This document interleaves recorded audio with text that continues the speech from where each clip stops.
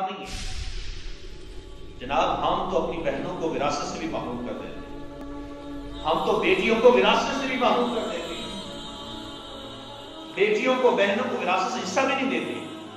ماں باپ کو دنیا سے جانے کے بعد بھائی اس جائیداد پہ سانپ بن کے بیٹھ جاتے ہیں، کہتے ہیں جائیداد ہے تو ہماری ہے، اس لیے بیٹیوں کا حصہ ہی نہیں ہے، بہنوں کا حصہ ہی نہیں ہے۔ سنیے قرآن کے احکامات کیا ہے۔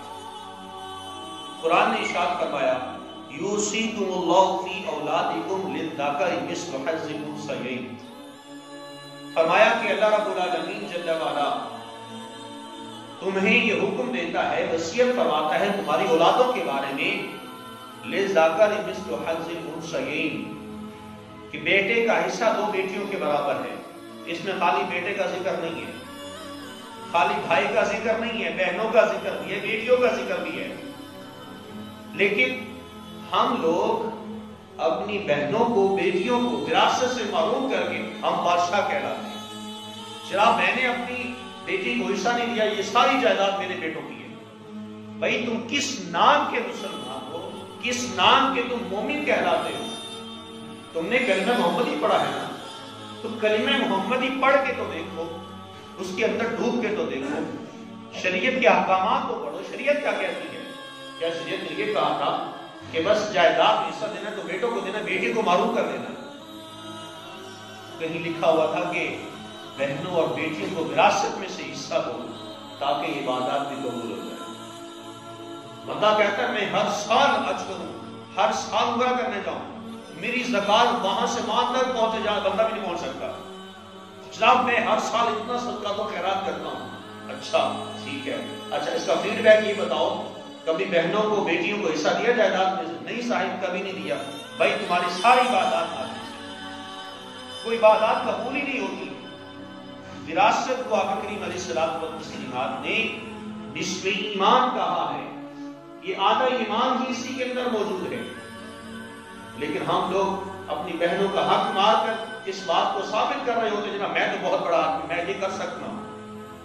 آقا کریم علیہ الصلوۃ والتسلیم نے ارشاد فرمایا کہ جو شخص کسی دوسرے کی ناحق ایک بالشت زمین کو بھی غصب کرے، ایک بالشت یہ کوئی بہت بڑی نہیں ہے، 1 فٹ سے بھی شاید کم ہو، تو فرمایا کہ جو شخص اپنے کسی مسلمان بھائی کی ایک بالشت زمین کو بھی غصب کرے، اللہ رب العالمین جل وعلا اس کو 7 زمینوں کے نیچے قیامت کے اس کو درسا دے گا، اور پھر وہ زمین کا جو ٹکڑا ہوگا جتنی اس نے قبض کی ہوگی، اس پہ قابض بن گیا ہوگا، غصب کر لی ہوگی، اس زمین کا توپ بنا کر اسے گلے میں ڈال دیا جائے گا۔ یہ اس بندے کو عذاب کیا جائے گا جس نے دوسروں کا حق کھایا۔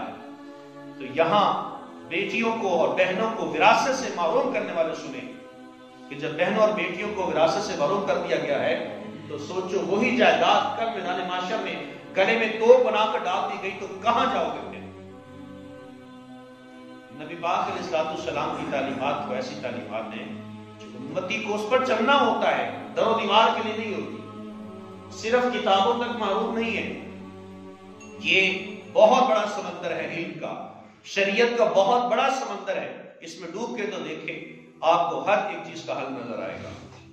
آقا کریم علیہ الصلوۃ والتسلیم آپ کے قلب پر نازل ہونے والی لاریب کتاب قرآن مجید فرقان حمید، اس میں ارشاد فرمایا گیا مکمل ایک یہ رکوع ہے یوصیکم اللہ فی اولادکم للذکر مثل حظ الانثیین، یہاں سے اس رکوع کا آغاز ہو رہا ہے اور آخر اس رکوع کے آخر پر جو کلمات ہیں وہ سنیے، اور اس سارے رکوع میں وراثت کے احکام ہیں، بیٹی کو حصہ کتنا ملنا ہے، بیٹے کو حصہ کتنا ملنا ہے، بھائی ہے تو بھائی کو کتنا ملے گا، ماں باپ کے حصے میں کتنا کچھ آئے گا، دادا دادی نانا نانی ان کے حصے میں کتنا حصہ آئے گا، سارے حصوں کو تقسیم کرنے کے بعد آخر پر ارشاد فرمایا تلک حدود اللہ، یہ ساری باتیں جو عرض کی گئی ہیں تلک حدود اللہ، یہ اللہ کی حدود ہے۔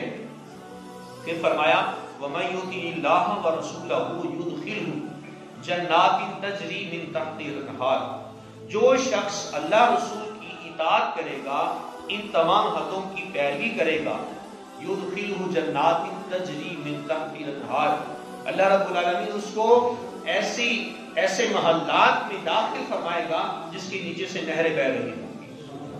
وہ محلات ہوں گے، وہ جنتیں ہوں گی کہ جس کے نیچے سے نہریں بہ رہی ہوں گی. وہ نہریں کون سی ہوں گی؟ کہیں تو آپ کو دودھ کی نہر نظر آئے گی، کہیں آپ کو شراب طہور جاتی ہوئی نظر آئے گی. اتنے خوبصورت محل اس شخص کو عطا کیے جائیں گے جو اللہ کی ان حدود کی پیروی کرے گا. دوسرے لفظوں میں یوں کہہ لیجئے، جو اپنی بہنوں کو وراثت میں سے حق دے گا، اپنی بیٹیوں کو وراثت میں سے حق دے گا، کسی کا حق نہیں مارے گا، اس کو یہ ملے گا. قرآن کا فیصلہ، کسی ملا قاضی کی بات نہیں کر رہا.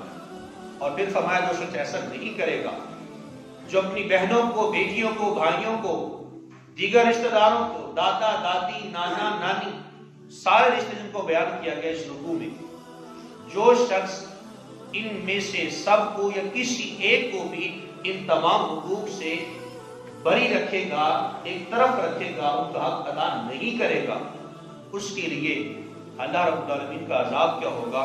فرمایا کہ وَمَن يَعْصِ اللَّهَ وَرَسُولَهُ، جس شخص نے ان حدود کی نافرمانی کی، معصیت کی، ان حدود کو جھٹلا دیا، وَيَتَعَدَّ حُدُودَهُ، اور اللہ رب العالمین کی حدوں کو بھی کراس کر گیا، حدوں سے تجاوز کر گیا.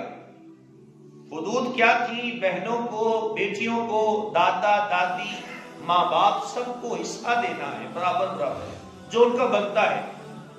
وَيَتَعَدَّ حُدُودَهُ، جو شخص ان حدوں کو کراس کر گیا، اس سے تجاوز کر گیا، کسی کو حق نہیں دیا، اس سے متعلق فرمایا يُدْخِلُهُ نَارًا خَالِدًا فِيهَا، اللہ رب العالمین اسے جہنم میں داخل کرے گا.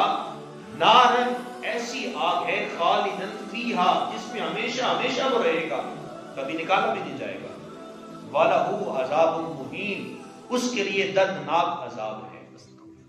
ذات ذی وقار، آج کی اس گفتگو سے جہاں بہنوں کے حقوق میں نے آپ کے سامنے رکھے ہیں، وہاں آپ کو یہ پیغام دیتا چلوں، اپنی بہنوں کو اپنی وراثت میں سے حصہ لازمی دیں.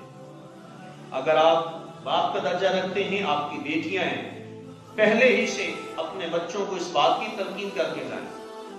ماں باپ کی دنیا سے جانے کے بعد تک بھائی بڑے سانپ بن کے بیٹھ جاتے ہیں جائیداد پہ، یہ تو میرے ماں باپ کی ہے. اپنی بہن کو کہتا ہے اس میں تیرا حصہ بھی نہیں ہے.